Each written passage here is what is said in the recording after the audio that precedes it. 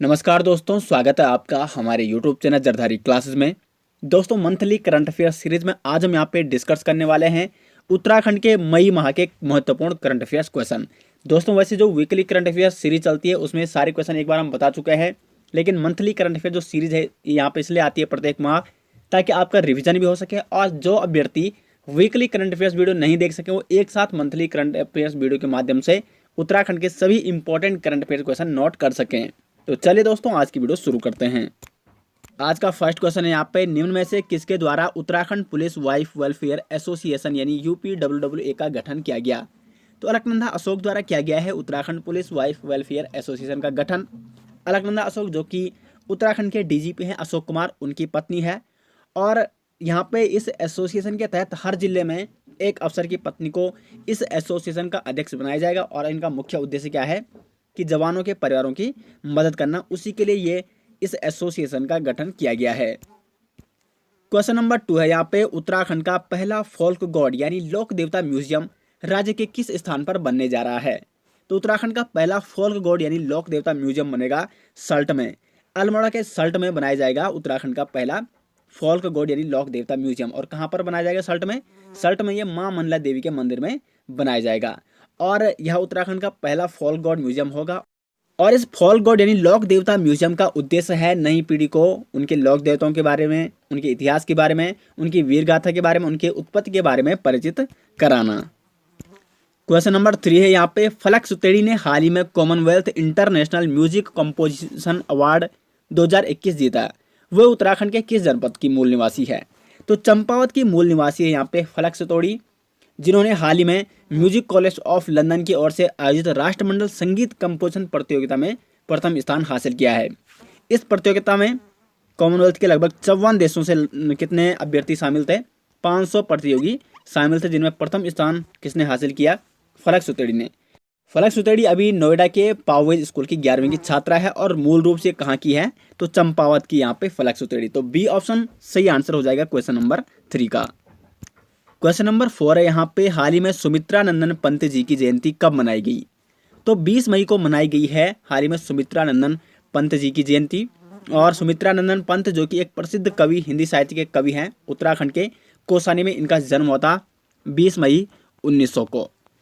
ये छायावादी के 4 स्तंभों में से एक माने जाते हैं, यानी छायावाद के प्रमुख कवि हैं।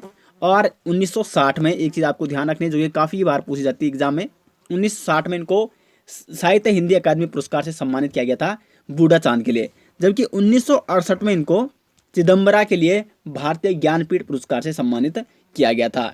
इनको प्रकृति के सुकुमार कवि और प्रकृति के चितेरे कवि के नाम से भी ये प्रसिद्ध हैं, सुमित्रा नंदन पंत। क्वेश्चन नंबर 5 है यहाँ पे, सुंदरलाल बहुगुणा जी का हाल ही में यानी 21 मई 2021 को निधन हो गया। देखो डेट भी आपको ध्यान रखनी है, डेट भी पूछी जा सकती है कि किस दिनांक को सुंदरलाल बहुगुणा, क्योंकि काफ़ी प्रसिद्ध है ये, और किस तिथि को इनका निधन हुआ? तो 21 मई 2021 को निधन हो गया। वह किस क्षेत्र से संबंधित है? तो सुंदरलाल बहुगुणा थे यहाँ पे एक पर्यावरणविद। ए ऑप्शन यहाँ पे सही आंसर हो जाएगा क्वेश्चन नंबर 5 का। प्रसिद्ध पर्यावरणविद थे सुंदरलाल बहुगुणा, जो कि चिपको और उनके प्रणेता भी थे। इनका हाल ही में 21 मई 2021 को 95 वर्ष की उम्र में इनका निधन हो गया है। और 1981 में इनको पद्मश्री पुरस्कार से सम्मानित किया गया था, लेकिन पद्मश्री पुरस्कार इन्होंने लौटा दिया था। उसके बाद 2009 में इनको पद्म विभूषण पुरस्कार से भी सम्मानित किया गया था सुंदरलाल बहुगुणा जी को। क्वेश्चन नंबर 6 है यहाँ पे, कुमाऊं की पहली डिजिटल ऑक्सीजन मशीन किस जनपद में लगाई गई है? तो पिथौरागढ़ जनपद में लगाई गई है कुमाऊं की पहली डिजिटल ऑक्सीजन मशीन। पिथौरागढ़ जनपद के डीडीहाट के स्थानीय सामुदायिक स्वास्थ्य केंद्र में ये मशीन लगाई गई है, जिसकी क्षमता कितनी है? 20 लीटर है। क्षमता भी आपको जरूर नोट करनी है। क्वेश्चन नंबर 7 है यहाँ पे, हाल ही में उत्तराखंड राज्य में किस बीमारी को महामारी घोषित किया गया है? तो यहाँ पे ब्लैक फंगस को हाल ही में उत्तराखंड में महामारी घोषित किया गया है। ब्लैक फंगस जो कि एक फंगस है, म्यूकोरोमाइसिस कहते हैं इसको इंग्लिश में, म्यूकोरोमाइकोसिस। और इसका बढ़ता हुआ प्रकोप यहाँ पे देखकर उत्तराखंड के मुख्यमंत्री ने इसको हाल ही में महामारी घोषित किया। इसके लक्षण क्या है? नाक से खून आना, आंखों में लाली आना, आंखों में दर्द और सूजन और धुंधला दिखाई देना।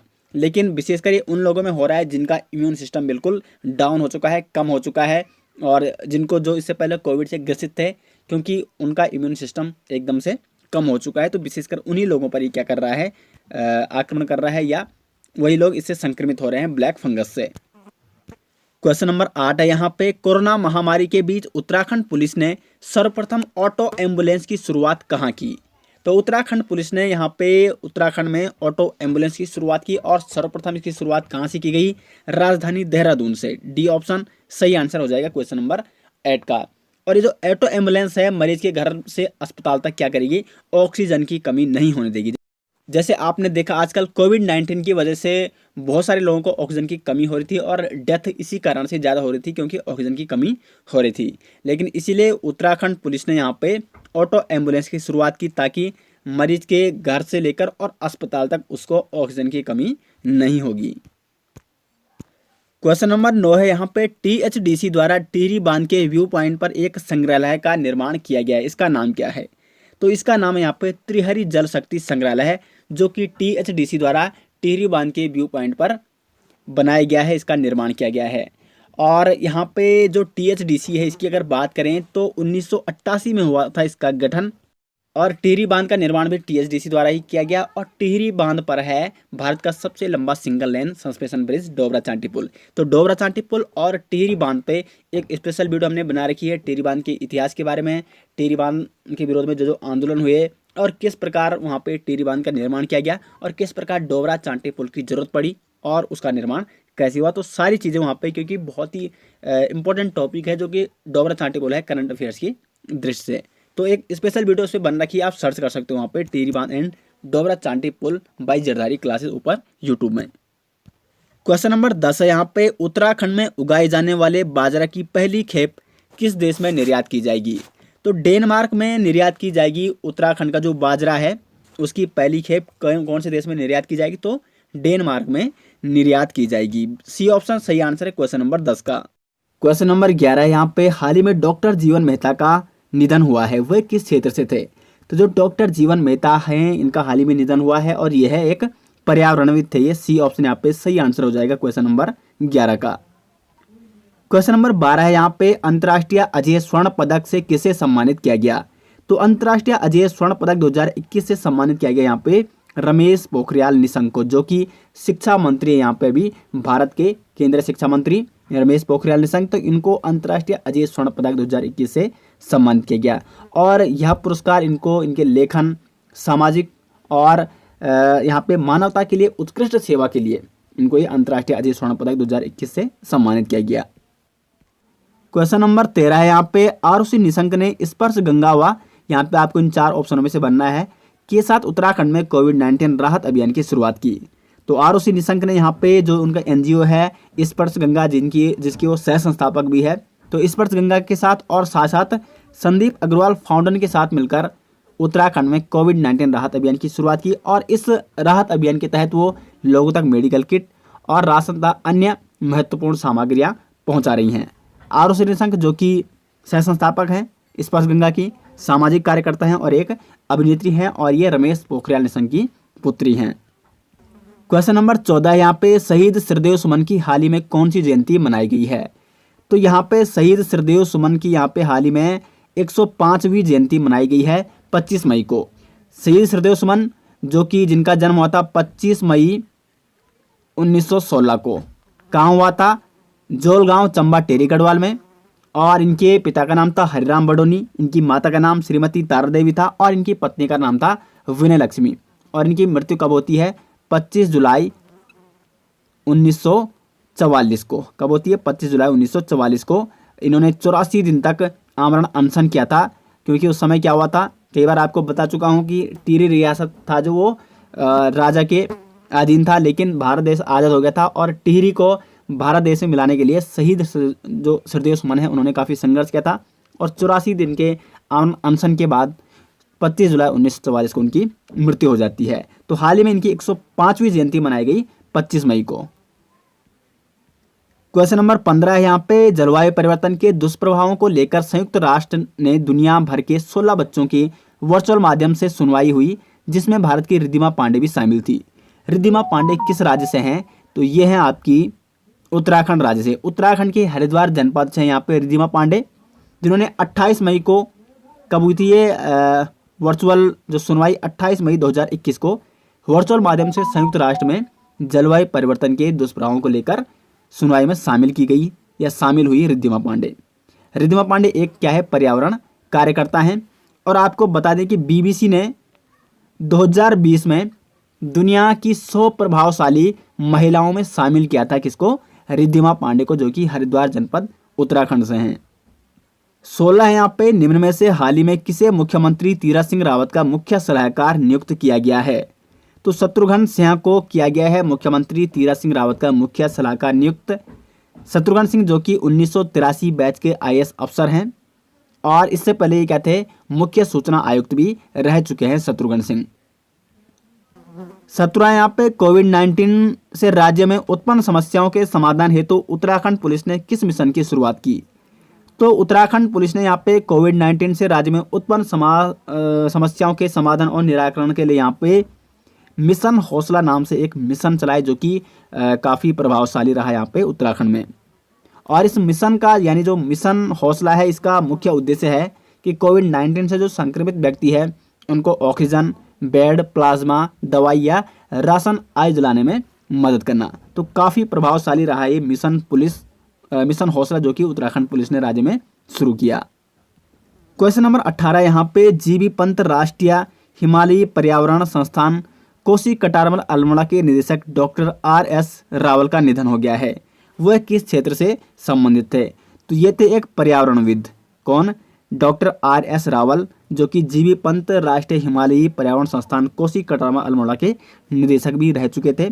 तो ये एक पर्यावरणविद थे जिनका हाल ही में निधन हो गया है। क्वेश्चन नंबर 19 है यहाँ पे, निम्न में से किस धाम को स्मार्ट स्पिरिचुअल टाउन के रूप में विकसित किया जाएगा। तो बद्रीनाथ धाम को, जो कि चमोली में स्थित है, बद्रीनाथ धाम को स्मार्ट स्पिरिचुअल टाउन के रूप में यहाँ पे विकसित किया जाएगा और इसके लिए 100 करोड़ रुपए का बजट खर्च होगा। अब बद्रीनाथ धाम के बारे में कुछ इंपॉर्टेंट पॉइंट आपको शेयर कर देता हूँ, जो कि एग्जाम की जैसे काफ़ी इंपॉर्टेंट है। तो बद्रीनाथ धाम उत्तराखंड के चमोली जनपद में अलकनंदा नदी के तट पर स्थित है और पुराणों में बद्रीनाथ धाम को योग सिद्धा, मुक्तिप्रदा और बद्रिकाश्रम भी कहा जाता है। बद्रीनाथ मंदिर का निर्माण किसने कराया था। तो 8वीं सदी में यहाँ पे आदिगुरु शंकराचार्य जी आए थे और उन्होंने इस मंदिर का निर्माण कराया था। बद्रीनाथ मंदिर के हैं 3 भाग, कौन कौन है, गर्भगृह, मंडप और सिंहद्वार। गर्भगृह, मंडप और सिंहद्वार, ये क्वेश्चन एक बार बन चुका है एग्जाम में कि बद्रीनाथ मंदिर के कितने भाग हैं। क्वेश्चन नंबर 20 यहाँ पे, कोविड-19 महामारी के दौरान आमजन में उत्पन्न मानसिक अवसाद समस्याओं के समाधान के लिए राज्य सरकार ने कौन सी सेवा प्रारंभ की। तो सी ऑप्शन यहाँ पे सही आंसर हो जाएगा, ई संजीवनी टेलीमेडिसिन सेवा। ये क्यों शुरू की गई कि यहाँ पे कोविड-19 की वजह से क्या हो रहा है कि बहुत सारे मरीजों को क्या हो रहा है, जो बहुत सारे जिनको संक्रमण हो रहा है कोविड-19 से, जो संक्रमित हो रहे हैं, उनको मानसिक अवसाद या समस्याएं उत्पन्न हो रही हैं। यानी एक मानसिक तनाव वहाँ पे उत्पन्न हो रहा है। तो इस मानसिक अवसाद या इस मानसिक तनाव को कम करने के लिए ई संजीवनी टेलीमेडिसिन सेवा शुरू की गई है राज्य सरकार द्वारा। तो सी ऑप्शन सही आंसर हो जाएगा क्वेश्चन नंबर 20 का। क्वेश्चन नंबर 21 है यहाँ पे, उत्तराखंड में निम्न में किसके लिए ई कंसल्टेशन सुविधा शुरू की गई है। तो उत्तराखंड में शिक्षकों के लिए शुरू की गई है ई कंसल्टेशन सुविधा और ये इसलिए शुरू की गई है, इसका उद्देश्य है कि शिक्षकों को कोरोना संक्रमण के भय से निजात देना और शिक्षकों तक त्वरित चिकित्सा सुविधा पहुंचाना। तो ई कंसल्टेशन सुविधा ये शुरू की गई है उत्तराखंड में शिक्षकों के लिए। क्वेश्चन नंबर 22 है यहाँ पे, कोविड-19 के कारण अनाथ हुए बच्चों के लिए मुख्यमंत्री तीरथ रावत ने कौन सी योजना शुरू की है। तो मुख्यमंत्री वात्सल्य योजना शुरू की है मुख्यमंत्री तीरथ रावत ने कोविड-19 के कारण अनाथ हुए बच्चों के लिए। और ये मुख्यमंत्री वात्सल्य योजना उन बच्चों के लिए है जिनके माता पिता या जिन्होंने अपने माता पिता खोए हैं कोविड-19 के संक्रमण से। इस योजना के तहत उन बच्चों को 21 वर्ष तक राज्य सरकार की तरफ से इनके भरण पोषण, शिक्षा और रोजगार की जो जिम्मेदारी होगी वो राज्य सरकार की होगी। साथ साथ उन अनाथ बच्चों को प्रति माह 3,000 रुपये भरण पोषण भत्ता भी दिया जाएगा। तो साथ साथ उनको नौकरियों में भी क्षेत्रीय आरक्षण दिया जाएगा। तो दोस्तों ये था यहाँ पे जो टोटल 22 क्वेश्चन थे आज उत्तराखंड मंथली करंट अफेयर्स मई 2021 के। तो आपको ये मंथली वाली सीरीज़ कैसी लग रही है जरूर कमेंट बॉक्स में बताएं। और अगर आपको वीडियो अच्छी लगी तो वीडियो को लाइक और शेयर ज़रूर करें। मिलते हैं दोस्तों नेक्स्ट के साथ, तब तक के लिए धन्यवाद।